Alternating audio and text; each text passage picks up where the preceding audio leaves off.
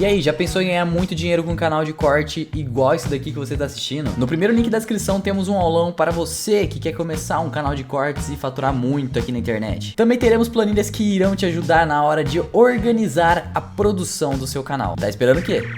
Quem já viveu antes do Plano Real certamente sentiu na pele, tem aí as cicatrizes da inflação na vida, né? E quem não viveu, acho que sabe, tem umas histórias boas de pais que contam. Com Nossa, certeza. fazer a compra. Inclusive, tem várias, eu acho que ficou na família brasileira vários hábitos por causa da inflação, né? O Bruno até sempre me fala isso, eu nunca tinha parado para pensar que a compra do mês, ela existe por causa da inflação, porque o pessoal já adquiria para poder garantir aquele suprimento ali para o resto do mês e não pagar mais caro conforme o preço fosse aumentando. É até interessante isso, porque eu fiz um intercâmbio quando eu estava na Academia Militar nos Estados Unidos. E lá, você tinha gente do mundo todo fazendo intercâmbio, e tinha um americano que falava português, que estudava português, tinha passado um tempo no Brasil, e ele que era o meu padrinho lá, ele que me recebia. E quando ele veio pro Brasil, ele falou isso, eu achei muito curioso, porque a família que me recebeu lá, eles tinham o hábito de todo começo de mês comprar tudo pro mês inteiro.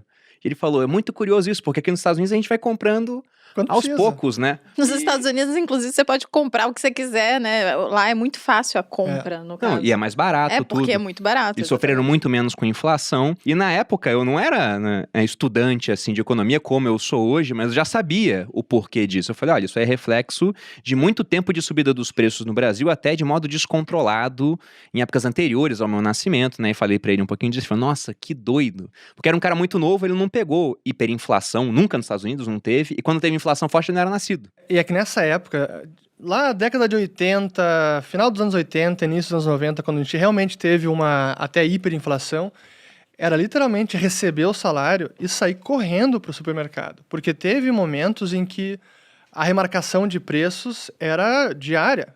De manhã o preço estava uma coisa, o preço do produto, depois da tarde era outro preço. E tinha os remarcadores de preço com aquela maquininha, passavam nos Que corredores lá loucura. remarcando o preço. Cara, Odiados surreal. pela população. Sabe que uma das coisas que mais me... Também, a gente vai lembrando da infância, né?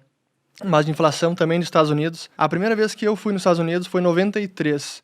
E uma das coisas que me chamou a atenção é que o preço estava impresso na embalagem dos produtos. Impresso, que loucura! Como é que vão mudar se precisar no mesmo dia, né? É, exatamente. Como é que pode? Os caras são muito civilizados aqui. O preço está impresso lá no Brasil, tem que estar todo dia remarcando lá, né? Eu queria, Ursh, até aproveitando esse primeiro gancho, dessa raiva que as pessoas tinham nas épocas pré-Plano Real dos remarcadores de preço e também dos comerciantes, sério né? isso? Que eram os culpados Ah, pela tá. remarcação de preços. Eles falavam assim, nossa, o comerciante inescrupuloso tá aumentando o preço do feijão, sendo que o governo já falou que não pode porque tinha tabelamento de preços.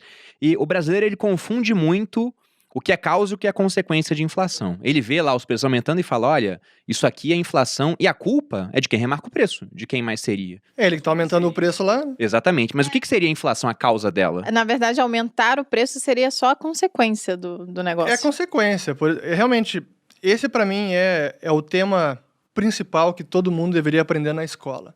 E sabe que isso não é apenas brasileiro. Acho que no mundo inteiro não sabem a real causa da inflação, que é a perda de poder de compra do dinheiro. O dinheiro vale cada vez menos. E o aumento dos preços é a consequência. Então esse é o sintoma. E o Roberto Campos, o avô do Roberto Campos Neto, atual presidente do Banco Central, ele falava isso bastante. Tem várias entrevistas dele onde ele dizia que era importante identificar o real culpado, porque se a gente entende que quem remarca o preço e quem está aumentando o preço é o empresário, é claro que ele que é o culpado pela inflação, é óbvio. Mas se a gente entende que a inflação, na verdade, é a expansão monetária, que é o aumento da quantidade de dinheiro em circulação, aí o culpado é o governo.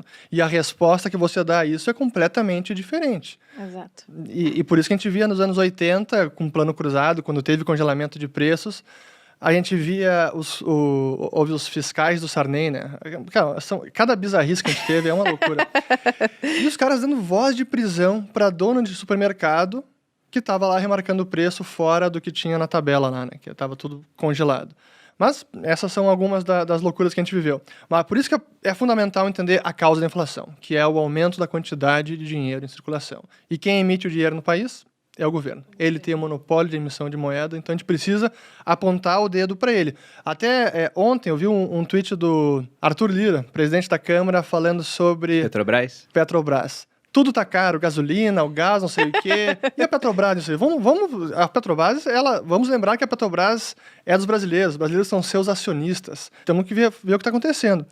E eu compartilhei o tweet dele respondendo o seguinte, ó, não é tudo que está mais caro, é o real que está muito mais barato. É ele que está valendo cada vez menos e por isso que os preços dos produtos estão aumentando. Então, investigue em Banco Central, não é a Petrobras, mas... Ele te respondeu ou não? Não respondeu. Obviamente não. Mas então a gente tem que explicar o porquê que o governo imprime mais dinheiro. Aí Exato. é grande.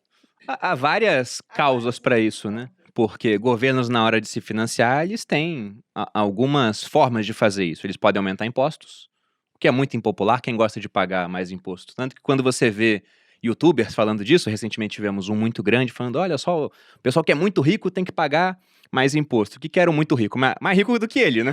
Exato. Botava lá uma faixa dele, não. Botou uma escadinha lá e falou, olha, eu tô mais perto desses caras aqui, né? Se você tem 10 milhões, você tá perto deles do que do bilionário. Só que se fosse uma faixa onde você tinha lá na ponta o Saverin, que é o mais rico do Brasil, e na outra ponta a pessoa mais pobre do Brasil, em número de pessoas ele estaria muito mais próximo do Saverin do que das pessoas mais pobres.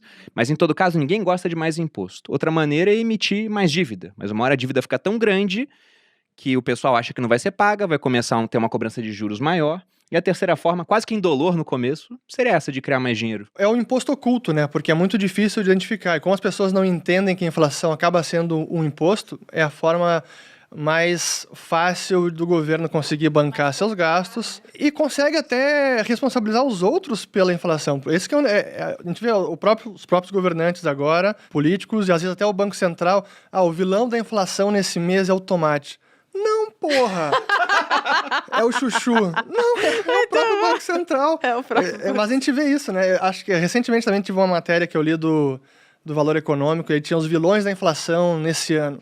E nada sobre o Banco Central, nada sobre política monetária, nada sobre o governo, só os produtos que estão aumentando de preço. É a forma errada de enxergar o problema. E é que a gente não consegue resolver, né? Não, eu vi outro dia, você colocou no seu canal um vídeo, era de um assessor do presidente Biden nos Estados Unidos. Sim. Falando, veja bem, que a inflação agora lá fora também tá alta, tá na casa dos 5%. E ele falando, olha, tá em 5% de inflação, mas se a gente excluir tudo que subiu, não é tanto assim, né? Basicamente foi isso que ele falou. E a culpa é da carne de porco, é do frango. E isso aí pode ser culpa dos comerciantes, porque é um oligopólio nesses setores. Então, querendo ou não, por mais que eles tenham criado trilhões de dólares, isso tem um impacto no final das contas, porque o dinheiro, ele está representando bens e serviços numa economia. E se você cria muito dinheiro e você não aumenta essa quantidade de bens e serviços, então o dinheiro perde valor em comparação com isso. Mas não. A culpa nunca é do governo, é sempre do comerciante inescrupuloso. É legal explicar o porquê que o governo imprimiu tanto dinheiro, inclusive os Estados Unidos, né? Agora foi muito por causa da pandemia, né? Teve um monte de coisa, eles queriam ajudar a, sei lá, pagar as pessoas mais pobres, né? Ajudar, e aí não tinha dinheiro, então eles imprimiram. É super mais fácil, né? Imprimir entre aspas, né? Como é que é essa criação de dinheiro Pois hoje? é, acho que essa é uma parte importante, que é um pouco mais complexa até, porque... Porque o dinheiro é digital. Porque o dinheiro é digital, porque os bancos também criam dinheiro, eles criam a chamada moeda bancária. Quando eles fazem um empréstimo, eles estão efetivamente criando uma moeda bancária e que funciona como se moeda fosse, e isso impacta a inflação também. Então, entender toda a mecânica do processo de criação de dinheiro, que é a chave. E eu remeto novamente ao Roberto Campos, porque quando ele explicava isso, ele dizia, bom, se a inflação é expansão monetária, essa é a causa da inflação, qual é a causa da expansão monetária? Porque ele diz que a expansão é a causa causada, qual é a causa causante? Por que estão expandindo a oferta monetária?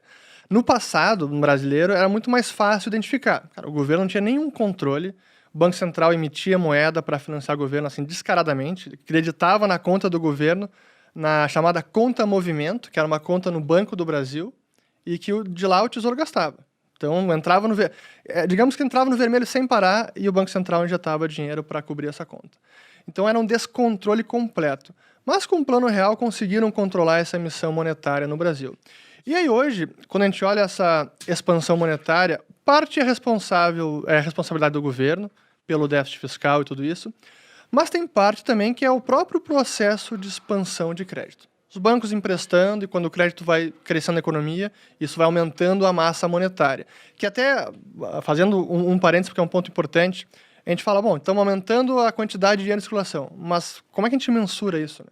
Quais são as formas que a gente consegue medir a quantidade de dinheiro? E essa também é uma dificuldade, porque a gente tem os chamados agregados monetários, aqueles instrumentos que são desde os mais líquidos aos não tão líquidos, mas que acabam funcionando como dinheiro. A gente começa na base monetária, que é o papel moeda impresso e moeda metálica. E as reservas bancárias, que esse é o dinheiro que os bancos têm junto com o Banco Central. Então essa é a primeira mensuração que a gente tem da quantidade de dinheiro em circulação. Seria o M1. A base monetária. Depois o M1, que é o papel moeda em circulação, em poder do público, na sua carteira, que está nas empresas, não que está no cofre dos bancos, mais depósitos à vista. Isso é aquele dinheiro que não rende juros, esse M1. Exato. Aí depois o M2, depósitos a prazo, que já rende juro, depósito de poupança, entra o M2, mas a gente pensa, depósito de poupança é a prazo, mas efetivamente qualquer um consegue pagar alguma coisa com poupança, né? Saca no dia, no Você mesmo consegue dia. até no débito automático, Até no dependendo. débito automático. Então, quando a gente olha os agregados e consegue entender como o dinheiro está crescendo na economia, a gente precisa entender quais são os fatores que levaram a essa expansão monetária. E aí tem parte que foi o déficit fiscal e que em 2020 foi realmente um dos grandes fatores foi esse. No Brasil, nos Estados Unidos, um negócio absurdo, que nos Estados Unidos não acontecia em 80 anos, olhando essas estatísticas de quantidade de dinheiro, subindo a quase 30% ao ano o M2. Isso realmente, nos últimos 50 anos, a média de crescimento anual era cerca de 5%, 8%. E aí foi para 30%. E é claro, a gente está vendo agora o resultado nos índices de preço. Que é outra coisa importante da inflação, porque os preços, especialmente os preços aos consumidores, quando a gente vê agora o IPCA subindo tudo isso, e lá fora também, isso já é sintoma de causas passadas. Então, a inflação é até um indicador atrasado, porque as causas desse aumento de preços foi no ano passado, não é agora. Então, a gente está olhando um pouco no retrovisor. Os preços de agora é um pouco do que aconteceu no passado.